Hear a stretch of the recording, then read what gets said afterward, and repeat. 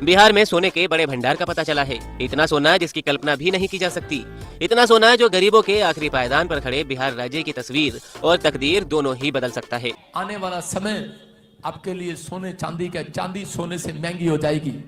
ये आने वाले 1.5 साल के अंदर प्रॉफिट की बात समझ में आएगी। बिहार को पूरे देश में अलग पहचान दिलवा रहे जमुई जिले और वहां मिले सोने के भंडार की चर्चा इन दिनों जोरों पर है। अब इसे खोजने की प्रक्रिया भी जल्द ही शुरू हो जाएगी। लेकिन बहुत सारे लोग जिनके पास सोना चांदी होगा उसका व्यापार अच्छा होगा, याद रखना। लेकिन यहाँ की धरती जल्द सोना उगलेगी। लेकिन क्या आप जानते हैं कि बिहार के जमुई में इतना सोना कहाँ से आया और ये कैसे पता लगाया जाता है कि जमीन के नीचे सोना है या फिर नहीं? उसको संभाल कर रखना। 1.5 साल के अंदर चांदी सोने से भी महंगी हो जाएगी। फ्रांस के अंदर मैं देख रहा हूं, ऐसे रूस के अंदर, ताइवान के अंदर जगह जगह पर आप सुनेंगे कि युद्ध शुरू हो जाएंगे। कुछ लोग युद्ध करेंगे लेकिन वो परमाणु बम में बदल जाएगा, वो तीसरी लहर में बदल जाएगा, तीसरा युद्ध में बदल जाएगा। जब पिछले साल नहीं हुआ वो होगा। महंगाई फिर आसमान को छुएगी। लेकिन बहुत सारे लोग जिनके पास सोना चांदी होगा उसका व्यापार अच्छा होगा, याद रखना। आने वाला समय आपके लिए सोने चांदी का, चांदी सोने से महंगी हो जाएगी। ये आने वाले 1.5 साल के अंदर प्रॉफिट की बात समझ में आएगी। आपको जर्मनी से, यूरोप से ऐसे किस्से सुनने को मिलेंगे। परमेश्वर ऐसा कुछ करने के लिए जा रहा है। अपने लोग जो जो बहुत सारे लोग अपने आप को तुच्छ समझते हैं, परमेश्वर उन्हें ऊपर उठाएगा। जो मेरी बात को समझ रहे हैं, जो विश्वास करना, आत्मा कहता है अगर आपके पास जमीन है मत बेचो, खेती है मत बेचो।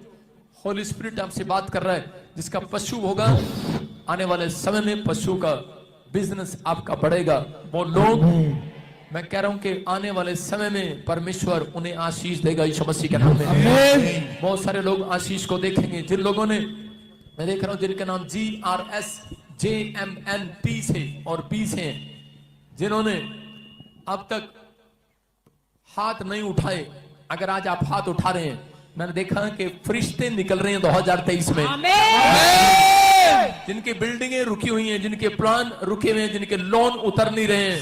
मैंने कहा लोन नहीं, लोन लिया लेकिन उतर नहीं रहा, चाहे वो करोड़ों का है चाहे वो छोटा है। लेकिन परमेश्वर के दास इसी समय मैं देख रहा हूं यहां पर पवित्र आत्मा ने मुझे कहा कि कुछ फरिश्ते यहां घूम रहे हैं। आज के बाद वो फरिश्ते आपका लोन उतारेंगे यीशु मसीह के नाम में। आप फाइनेंस को बढ़ता हुआ देखोगे। आमीन। आप जो यहाँ पर भी खड़े हैं इसी समय फाइनेंस को बढ़ता हुआ देखेंगे। आमीन। मैं किसी बहन को देख रहा हूँ जिसका नाम बबली है, बबली ऐसे कुछ नाम है उसका, और उसके पास जन जो भी यहाँ पर रहते हैं, जो बाहर रहते हैं, मैं उनके लिए प्रार्थना करता हूँ परमेश्वर उन्हें सुरक्षा दे यीशु मसीह के नाम में। परमेश्वर उनके ऊपर दया करे यीशु मसीह के नाम में। हर आशीष आपके ऊपर आए यीशु मसीह के नाम में। आप सुनेंगे 2 देश, एक लेडीज होगी एक जेंट्स होगा, ऐसे कोई राजा होगा, प्रधानमंत्री होगा, 2 देश अपनी ताकत आजमाएंगे।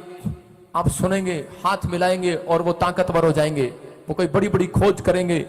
परमेश्वर देख रहा है, मैं देख रहा हूं कैसे कोई 3 देश आपस में टकराएंगे। और इस बार ये हमारी कमियां हैं कि आज हम ईश्वर को जानते कब है, जब हमारी नीड होती है, जब हमारी आवश्यकताओं की हमें बहुत ज़्यादा ज़रूरत होती है, तो हम परमेश्वर के वचन के पास जाते हैं, उसकी आराधना करते हैं, उसकी स्तुति करते हैं। और जब वचन हमें अपने पास लेके आता है तो हम उसे नहीं देख पाते। इसी तरह वचन देखो, आप कहीं संकेत आपको इस तरह के मिलेंगे, कहीं तूफान आ रहा है, कहीं बाढ़ आ रही है, कहीं जलजला आ रहा है, कहीं भूकंप आ रहे हैं। आप इस चीज़ को अनदेखा ना करें, आप इस चीज़ को अनदेखा ना करें। ये एक ऐसा विषय है जो हमें अवेयरनेस की तरफ लेके आता है, वो हमारे परिवार के लिए, क्योंकि प्रभु ने अपने इकलौते पुत्र से प्रेम किया। उसी प्रकार हम भी हमारे पुत्र और पुत्री और हमारे माँ बाप से प्रेम करते हैं। क्यों करते हैं? क्योंकि वो रीति उसने सिखाई है और हम उसके लिए कुछ भी करने को तैयार हो जाते हैं। उसी प्रकार परमेश्वर भी अपने एक पुत्र के वादे के लिए सब कुछ कर सकता है। आप जान के अनजान ना बने, आप अनदेखा करते हैं मेरे भाई बहनों। कोई आपसे मांगता है तो आप नहीं देते हो, कोई आपको पुकारता है तो आप नहीं जाते हो। आप क्यों ऐसा जीवन जी रहे हो? जबकि परमेश्वर के सिग्नल यही है कि जो परेशानियाँ आती है उसके पीछे परमेश्वर खड़े होते हैं। पर जो परेशानियों को देख के परमेश्वर को भूल जाता है, परमेश्वर भी उसे भूल जाता है। मेरे भाई बहनों, आज हम बहुत से भाई उन दुख उठा रहे हैं जो शरीर की पीड़ाओं में, पारिवारिक पीड़ाओं में, कर्जों में हैं, जो आज एहसान तले दबे हुए हैं, जो बोझ तले दबे हुए हैं, जो आज हिम्मत नहीं जुटा पा रहे, जो आज अपने परिवार को नहीं चला पा रहे। ये सब बातें प्रकृति के रूप में हमें सिग्नल देती है, जो परमेश्वर के वचन के द्वारा हमें, जिस तरह से एक पुलिस वाला आराधना करता है, जिस तरह से एक पार्लियामेंट के अंदर चीख चीख कर एक संविधान के लेकर, एक संविधान को लेकर, एक न्याय को लेकर परमेश्वर की जीविता का प्रमाण देता है।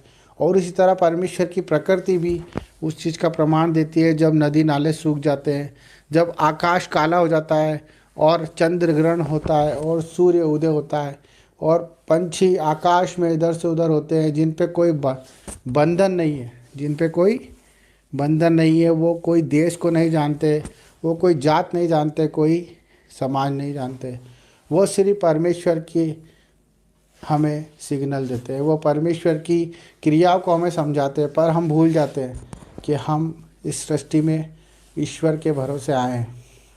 हम परमेश्वर के रूप में, उसके समानता के तरह हम इस सृष्टि में आए हैं। हम जिस दिन अपनी फ़िक्र करना छोड़ देंगे, जिस दिन हम दूसरों की फ़िक्र करना शुरू कर देंगे, उस दिन आपको परमेश्वर की हर एक बात सुनाई भी देगी और दिखाई भी देगी। हमें अपने दर्दों को, अपने दुखों को आज अपने जीवन से निकाल के फेंकना है। हमें उनका महत्व ख़त्म करना है।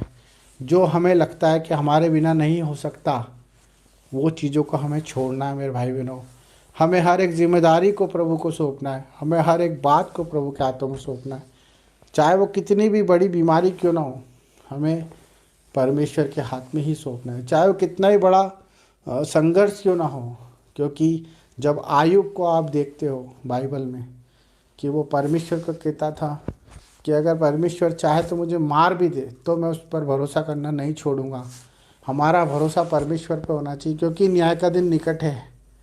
आपके न्याय का दिन निकट है, क्योंकि आपने जो करा है उसे आपको प्रभु के सामने रखना पड़ेगा। इसलिए मन फिराओ, पश्चाताप करो, प्रभु के करीब आओ, दुआएं करो, प्रार्थना करो। इसी से बचोगे, हर एक परेशानी से, हर एक तकलीफ़ से, कर्जों से, बीमारियों से। जब आप मन फिराओगे और अपनी गंदी आत्मा को छोड़कर परमेश्वर की पवित्र आत्मा को स्वीकार कर लोगे। यही सच्चा परमेश्वर हमसे चाहता है कि आप आपकी फ़िक्र छोड़ दें और परमेश्वर की प्रार्थना दुआ में लग जाएं और उसके कामों को करें, उसके कामों को ढूंढें, उसके